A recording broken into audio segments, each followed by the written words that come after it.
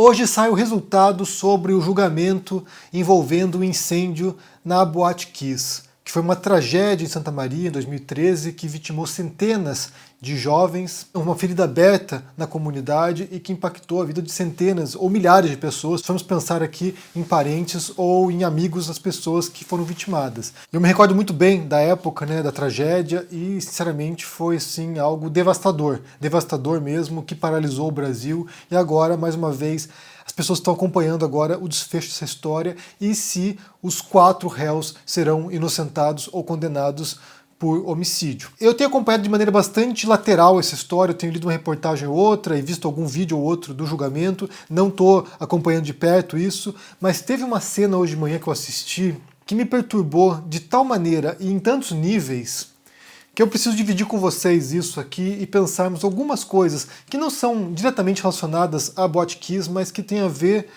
com essa história em particular, com esse vídeo em particular. Eu vou pôr para vocês aqui o vídeo, que é quando a defesa ontem apresentou uma carta psicografada, ou seja, do além a carta, apresentou uma carta psicografada para persuadir o júri de que os réus são inocentes.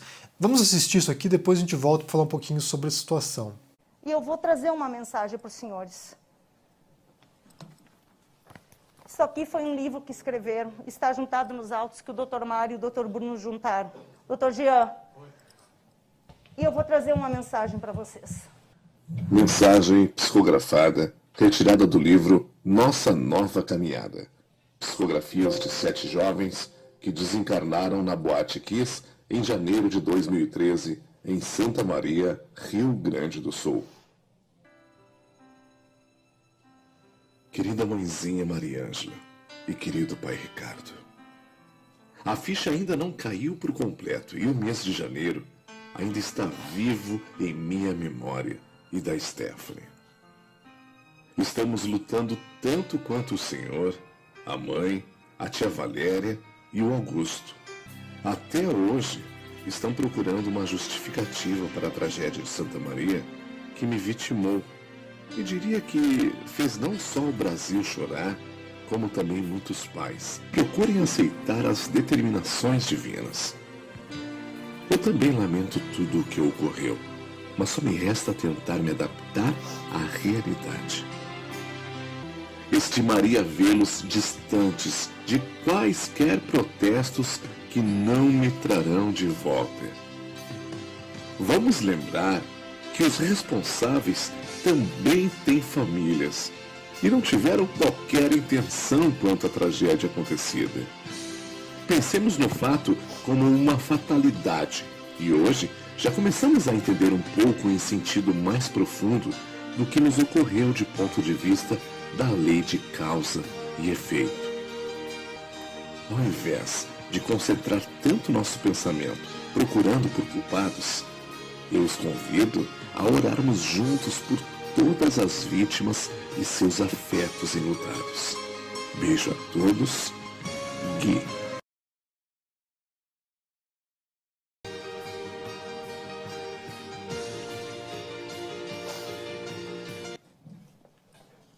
Como eu disse, essa cena aqui foi para mim muito perturbadora, é bizarra, é grotesca e assim, e eu fiquei o dia inteiro pensando sobre isso, a manhã inteira pensando sobre isso, e eu quero dividir com vocês algumas considerações sobre essa história.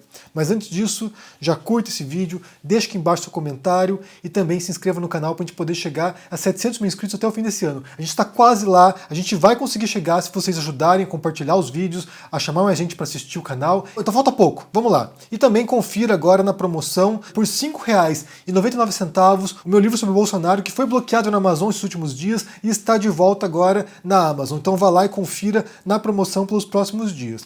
Então qual é o problema dessa imagem, dessa cena da defesa dos réus apresentando uma carta psicografada? Qual é o problema disso? Bem, primeiro a gente tem que voltar um pouquinho e falar sobre o crime, sobre a tragédia na Boate Kiss, Porque ali você tem 4 acusados. Eu vou até ler para vocês aqui quem são os acusados, que são o Elisandro Calegaro Spor, conhecido como Kiko, que era um dos sócios da boate, o Mauro Lodeiro Hoffmann, também um dos sócios da Boate Kiss, o Marcelo de Jesus dos Santos, que era o músico da banda Gurizada Fandangueira, e Luciano Augusto Bonilha Leão, que era o produtor musical e auxiliar de palco da banda.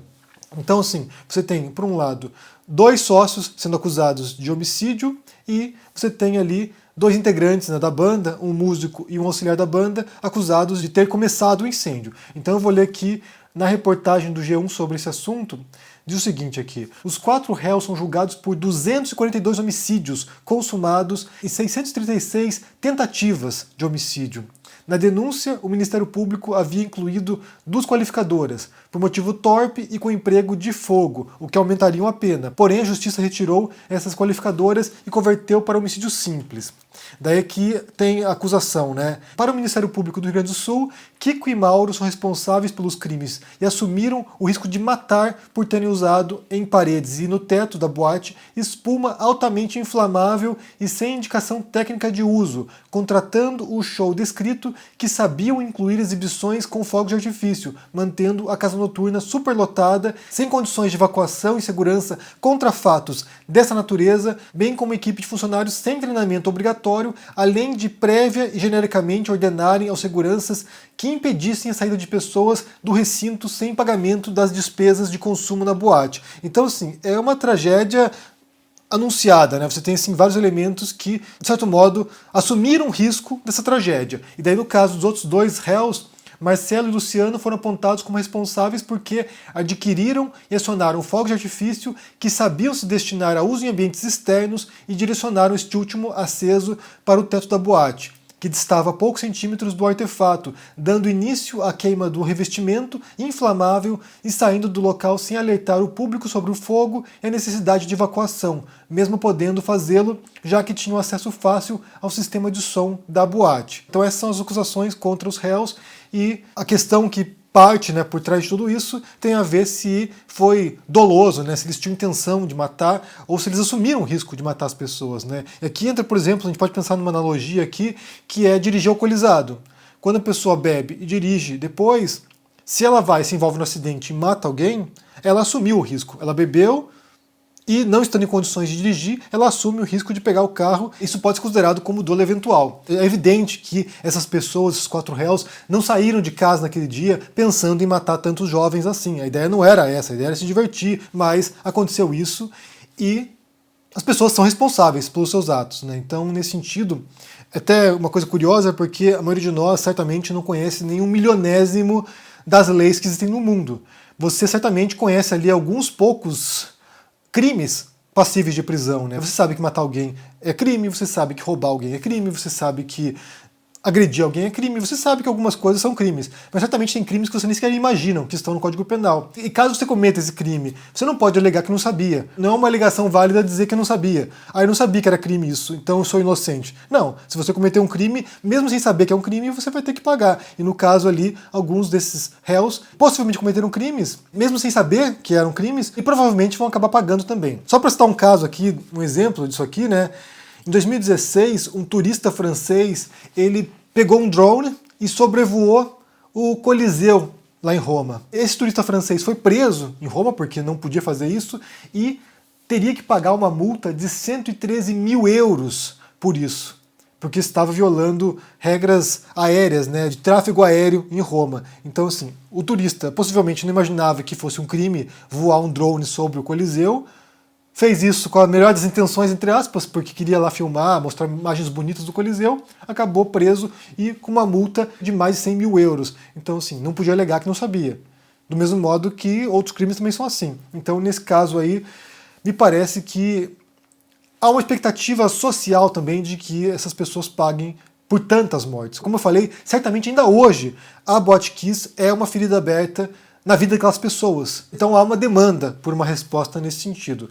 E daí entra no vídeo, né, que eu mencionei no começo aqui, que foi um vídeo que me perturbou muito, porque ali você tem a defesa apresentando uma carta psicografada para argumentar que, bem, os réus já pagaram o preço deles e tem algum elemento transcendental por trás disso. Não é a primeira vez que isso acontece, né, que uma defesa de algum crime apresenta uma carta psicografada como justificativa, né? Aliás, em outras circunstâncias, foram apresentadas como prova, inclusive. E em alguns casos muito excepcionais, inclusive foram levados em consideração como um argumento plausível. Eu vou deixar para vocês aqui um artigo do Conjur, que diz o seguinte aqui, olha: Justiça aceita cartas psicografadas para absolver réus. É um artigo de 2007 e mostra aqui alguns exemplos de outras circunstâncias no qual isso aconteceu.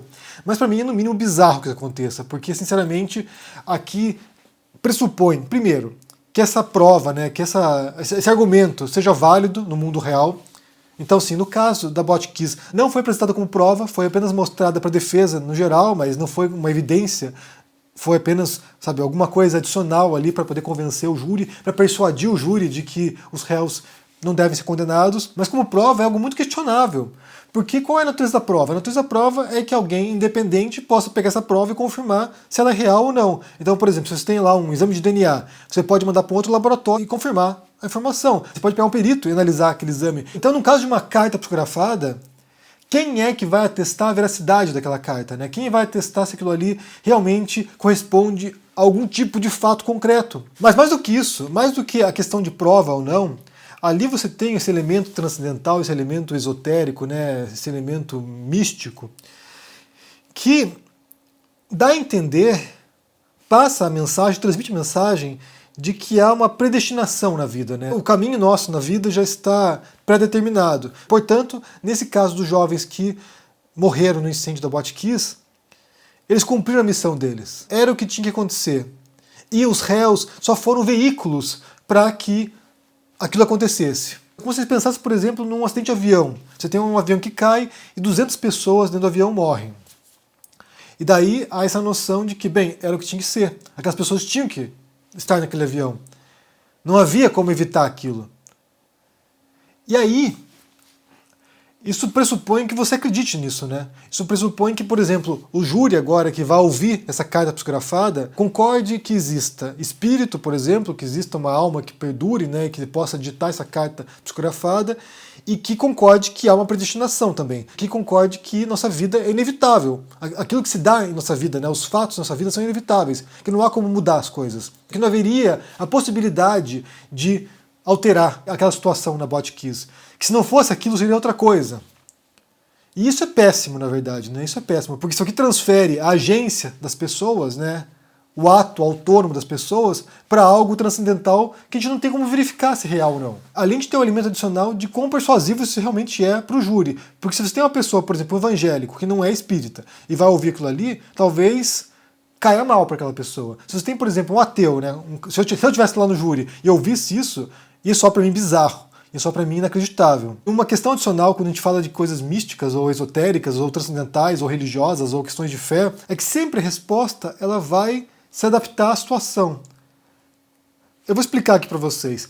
Tinha um videozinho na internet que eu vi anos atrás, muitos anos atrás, que mostrava como funciona isso, né? Então vamos supor que você tenha um sujeito, uma pessoa que saia à rua e de repente ele é pego numa troca de tiros entre policiais e bandidos.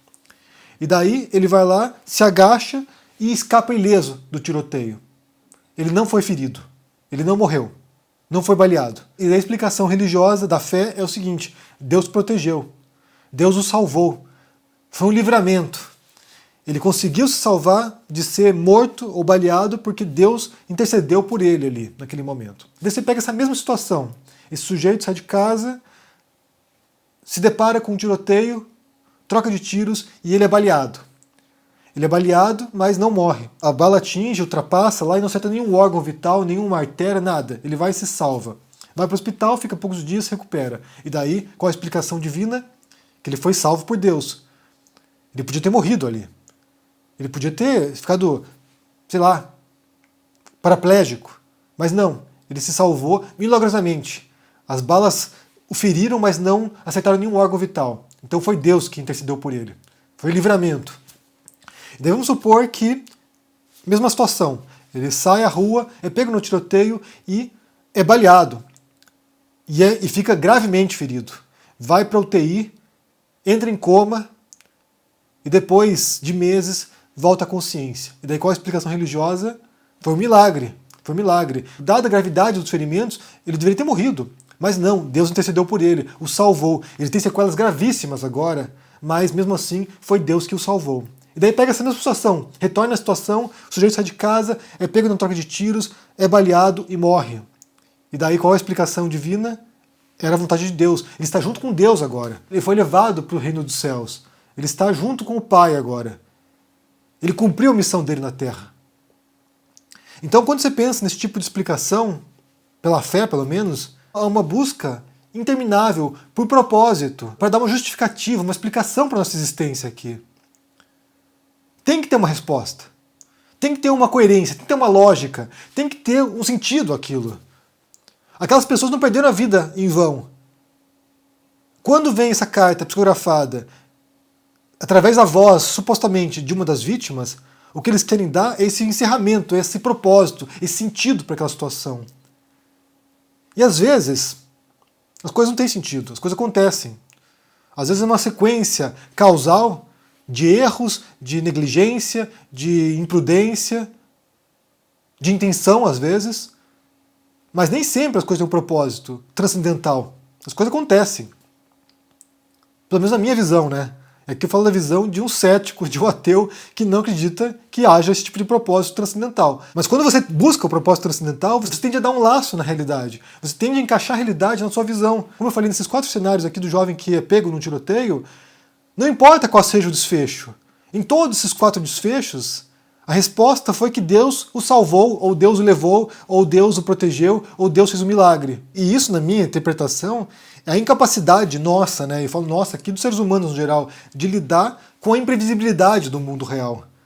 De lidar, inclusive, com o absurdo da vida real também. Como eu falei, essa história, né, da carta me inquietou de diferentes modos. Eu nem sequer cheguei a abordar todos os temas que eu queria abordar hoje, mas, sabe, me inquietou de certo modo porque não me parece que isso caberia num tribunal.